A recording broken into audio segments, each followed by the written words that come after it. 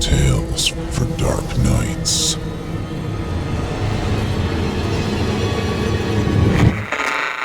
Want to make sure you never miss a Chilling Tales for Dark Nights video again? Be sure to subscribe and hit that bell to turn on notifications. It's June 19th, 11:02 a.m. Sheriff Ron Ball and Deputy Ernest Dingle enjoying some downtime at putt-putt mini-golf and used cars.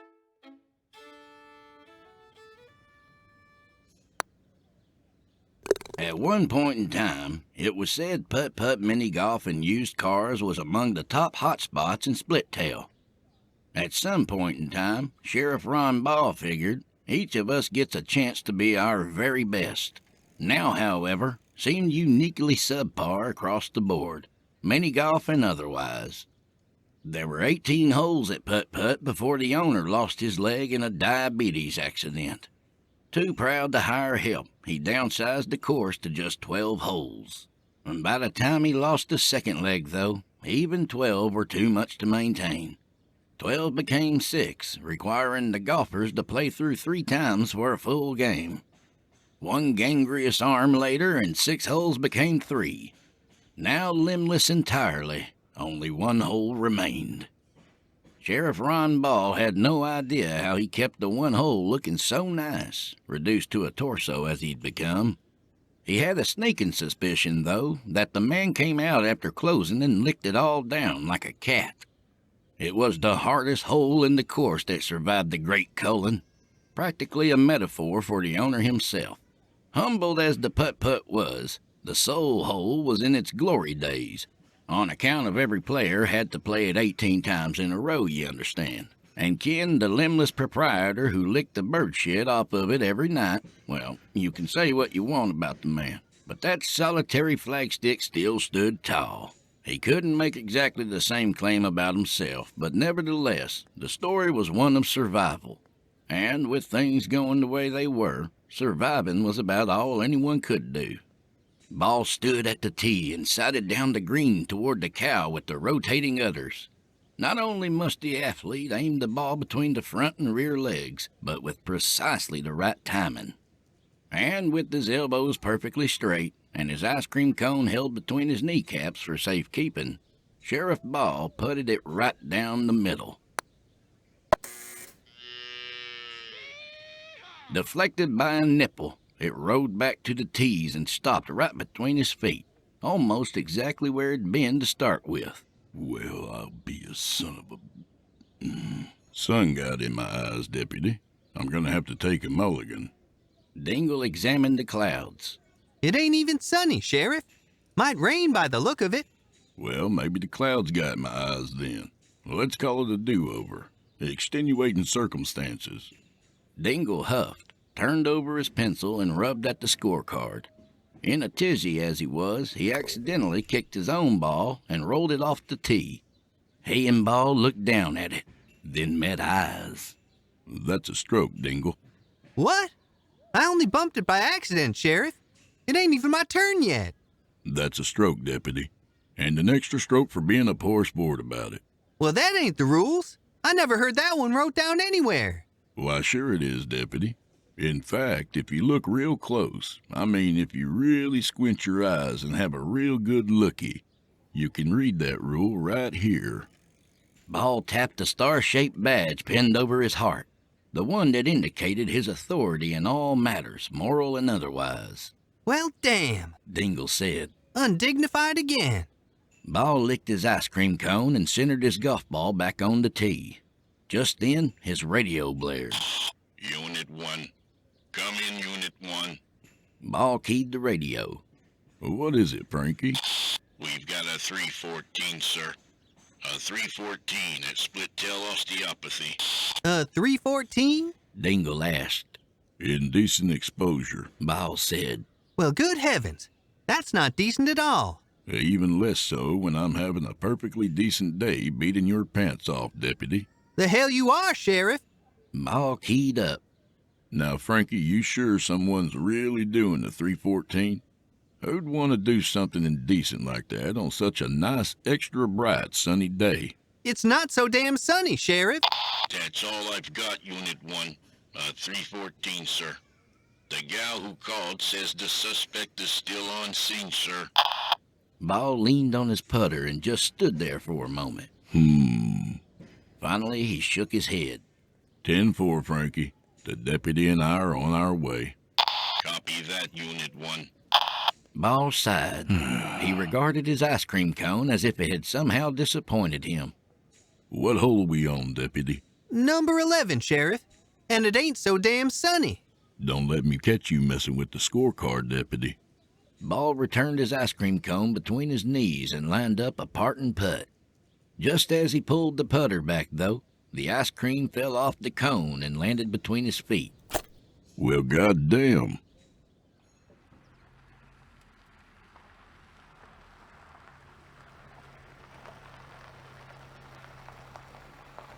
The sheriff and deputy pulled up in front of Splittail Osteopathy minutes later.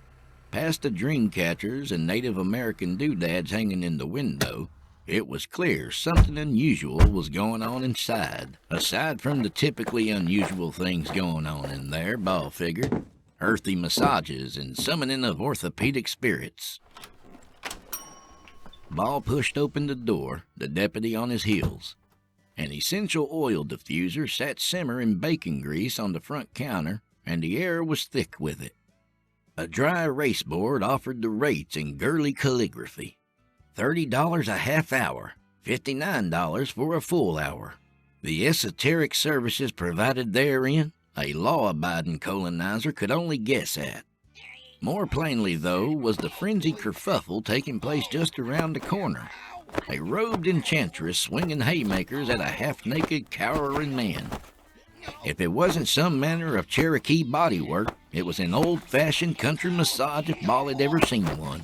Either way, hardly a bargain at $59 an hour. Dirty son of a bitch! That'll teach ye! The voice was familiar. Miss Clarissa. Good Lord. Woo! I had no idea you were an osteopathist. Dingle said. He promptly took off his hat and held it to his chest. The woman stopped swinging and turned to face them. Her face softened for a moment, but quickly turned hard again. The man sat curled in the corner with his eyes like ping-pong balls. A mouse was already developing under one of them. I was getting ready to put some hot rocks on this fella's back when he goes ahead and turns over, and he's got a boner. A boner, you say? Asked Ball. That's right. And before you go asking, Mr. Sheriff, I know a damn boner when I see it. And that's sure as hell what it was. She wiped her fists on her clothes as though she'd soiled them. Dingle gasped. Good God! That's about as indecent an act as I ever heard, Miss Clarissa. Goddamn tell me about it. Son of a bitch tried to steal my innocence. Clarissa shot the man an ugly look and stepped closer to Ball and Dingle. She had on a kind of Native American tunic and headdress. Ball gave her a good once-over. Say, ain't that cultural appropriation, Miss Clarissa? She grinned. No, it's that new Britney Spears perfume. You like it? Well, goddamn, Ball said. all I smell is bacon. I sure do. You smell exactly like Britney Spears, Miss Clarissa. I only wish I could have smelled you under more positive circumstances. Thank you, Mr. Deputy. Maybe you can give some gentleman lessons to Mr. Bonerpants over here, unless you just want to shoot him. Ball turned his attention to the supposed perp. The man appeared to clutch his pearls, only without any particular pearls to clutch. All he had on was a towel, which was held tightly around his waist. It was an accident, officer. I swear. Accident my ass! Clarissa cocked a hand as though to swing at him again. The man flinched, though he was well out of range. Let him have it, Mr. Deputy. You know where to shoot him. Now, hold on a minute. Ball said. Why don't we have a listen to what Mr. Bonerpants has to say for himself before we start filling them full of lead? Oh, God. The man said. It was nothing like that, Mr. Officer. I'm an innocent man. It was pointing right at me. Clarissa said. She seized a bundle of incense sticks and made as though to throw them at the man. Ball lifted a hand. Now, He said. let's just slow things down a minute. There's a reason they call it law and order. That's 'cause there's a certain order you gotta do things in. So first, let's let the fella explain himself. Ball turned his boots to face the mysterious man in the corner. Mister, did you do what Miss Clarissa says you did? No, sir. The man said. Well, not like she said. Not on purpose. You see, the wind hit it. Oh, The wind hit it? The breeze, officer. There was a breeze of some sort. It was terribly breezy in here. ain't you heard enough, Mr. Sheriff? With the three of us digging, we can bury his ass before his hour's supposed to be up. I got my own shovel. Oh, God, no. Please. It wasn't my fault. It was the wind, I swear. Ball raised a hand indicating Clarissa and everyone else just hold their horses for a second. He licked a finger and held it up in the air. He pivoted to the left, then the right. Air as still as the Catalina foothills, home of the Yaqui Indians. Ball wrinkled his mustache. Now, I'm no meteorologist, Mr. Bonerpants, but if I were, I might describe the climate in here as exceptionally unwindy. The vent, officer. Right over there. That has to be it. It was just very unexpected. It just became very breezy in here, and it stimulated me, I suppose. It was purely reflexive, that's all. I meant nothing by it. Ball walked a little ways, then stopped below a ceiling vent dangling a small dream catcher in the airflow. He held his finger under the register. Well, how about that? Could this be the wind you were talking about, Mr. Bonerpants? It's Schwartz. The man said, getting back to his feet. And yes, that must be it. It's just awfully windy in here with my trousers off. No offense intended. My ass. Clarissa said. Ball scrutinized the angle of the air vent's dampers. He eyed the massage table, calculating the air's probable trajectory like a little golf ball on its way to the hole. It'd be a hell of a putt to make, but impossible?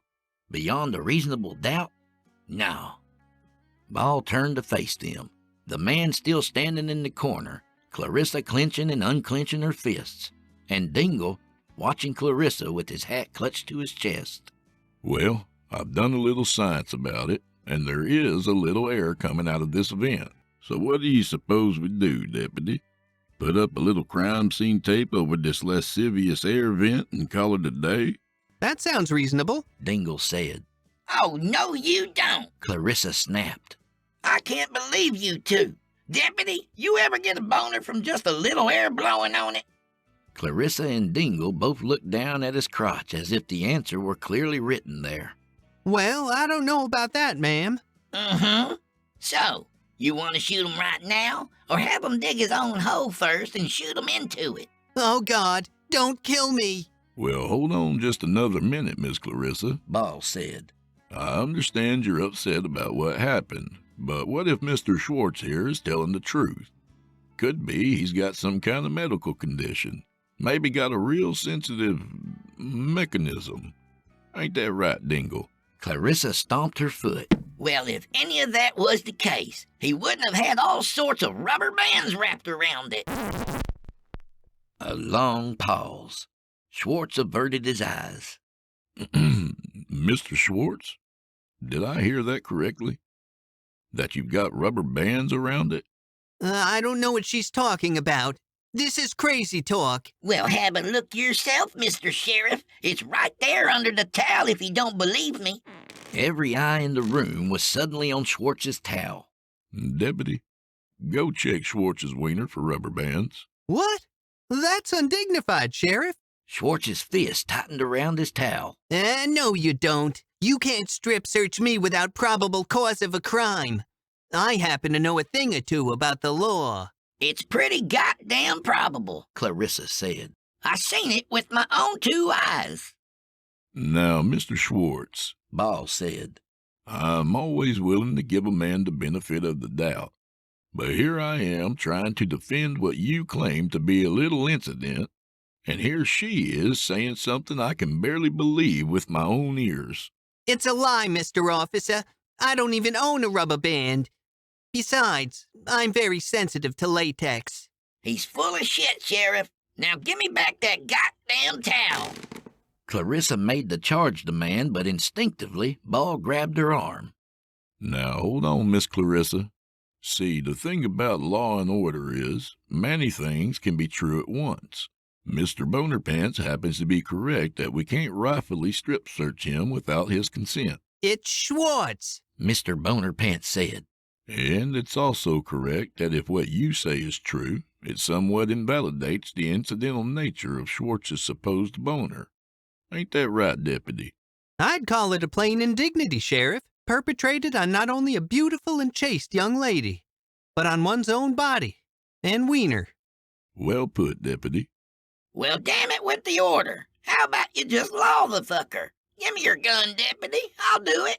You got 38s and magnums in that thing. Clarissa tried pulling away from Ball.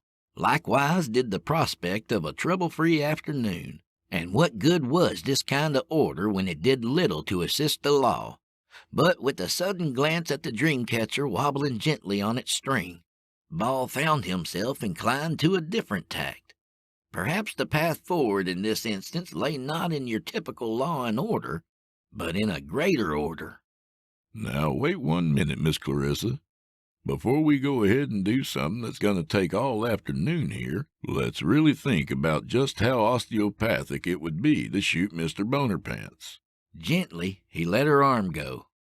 See, Miss Clarissa, it's like Luther Standing Bear said. The Great Spirit flows through all things. Flowers of the plains, the howling winds, rocks, trees, birds, tomatoes. The same force that breathes through all men. The same force breathing right through that very air vent. Thus all things are kindred, and Mr. Schwartz's untimely protuberance was no more or less than a part of the great mystery. Wakan Tonka. Everyone was quiet for a moment. Ball steepled his fingers with chieftain solemnity and repeated, Wakan Tonka. The Great Spirit be with us all. Yes, Wakan-Tonka. Schwartz agreed. Clarissa sighed. Well, shit on a toadstool. Maybe I did overreact just a little. Dingle regarded Ball with great reverence. Well said, Sheriff. Wakan-Tonka indeed. It was like the Great Spirit had channeled directly through him. See that? Ball said. Because same as the sun rises in the east, same as the north winds blow, same as the bears do their business in the woods, the Great Spirit is both the reason and the answer for all things. And if you study it real close, I mean if you squint real hard and have a real good looky-loo, you can see it embroidered right in the fabric of the universe itself. Sometimes the sun gets in your eyes.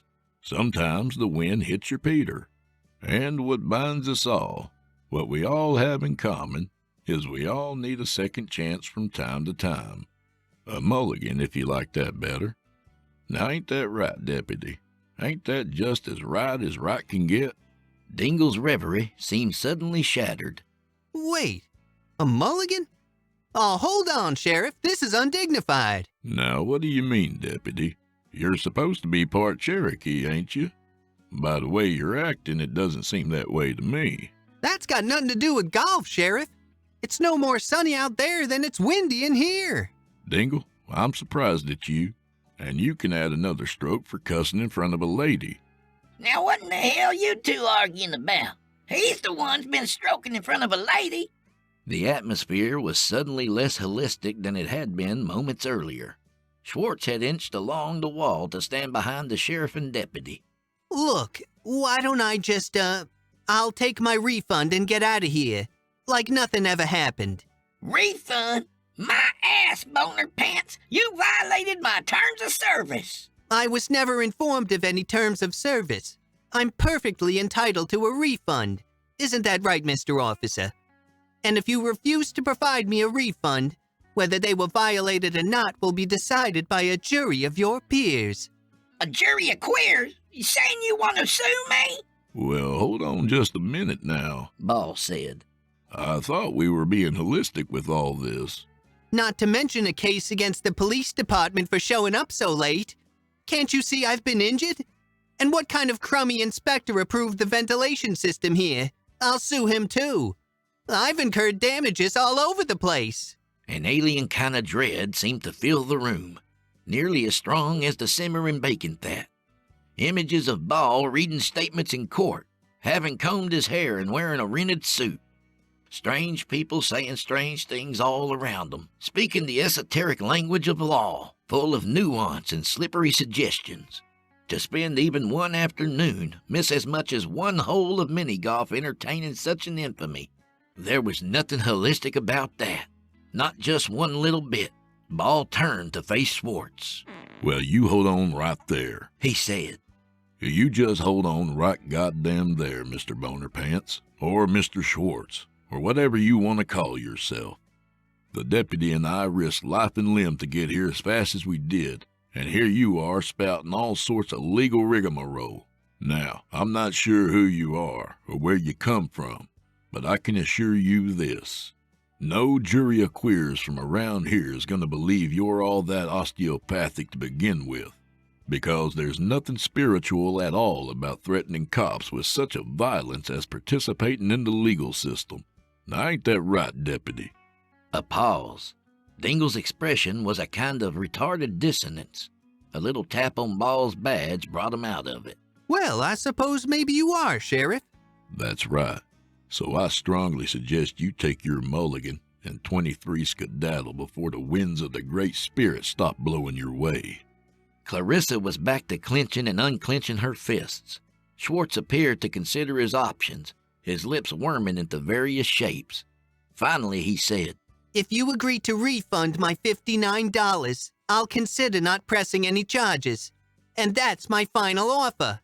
Ball cleared his throat. He sauntered back to the vent in the ceiling and reached up and grabbed the little valve lever.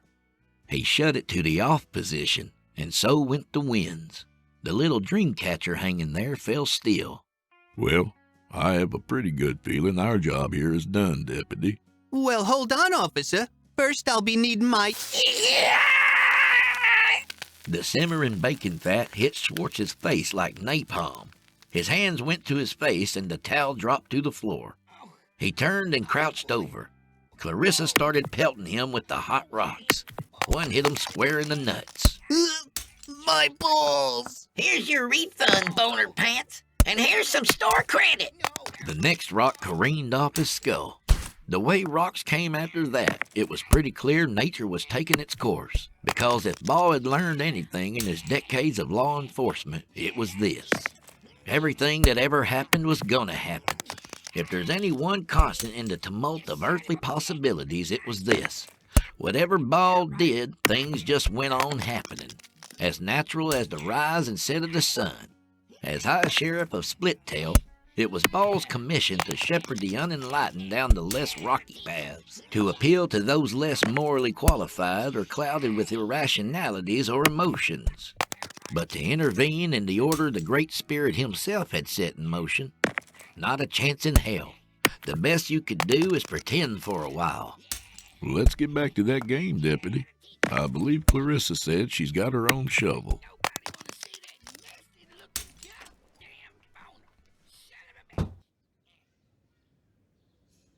Back at the putt-putt, the ice cream stained by the tea was gone, subsumed by the vermin of the earth. Or perhaps the limbless proprietor had wormed his way out onto the turf and licked it clean while they were away. There was no way to know without seeing it himself, Ball knew, and he was perfectly happy with that, because whatever course the wind takes, the spirit that breathes through all things, who but Wakan Tonka should be privy to such mysteries? Without wonder, who are mankind but the flowers of the plains, the howling winds, the rocks, the trees, the birds, the tomatoes? Maybe the search for answers isn't about finding answers at all. Maybe it's only about the search. The journey of being human. At the very least, something to keep you busy so you stay out of strange massage parlors. Much like police work, Ball decided. No worries, Frankie. Just a little misunderstanding is all. Another misunderstanding, Sheriff? I tell you, Frankie, some things just defy understanding. Copy that, Unit 1. Say, Sheriff, do you think Miss Clarissa is single? Ball-eyed Dingle and pushed his sunglasses up on his forehead. Are you asking me what I think you're asking, Dingle? Because I believe that guy'd beat you like a garage sale couch. Why do you say that, Sheriff? Ball considered making his case, but stopped himself. Who was he to get in the way of what was natural? When things come down to it, when the rubber meets the road, when the bear shits in the woods, when the sun gets in your eyes or the kindred wind of the Great Spirit hits your wiener, there's just one fact you can't get away from. Sometimes a man needs to make his own decisions.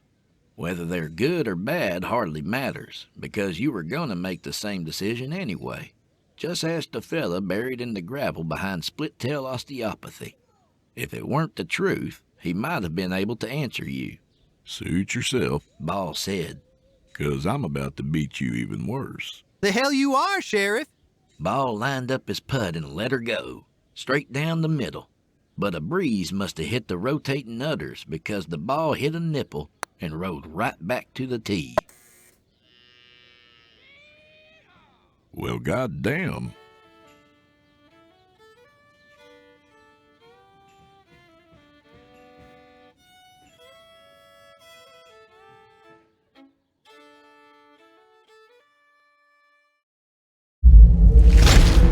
Chilling tales for dark nights.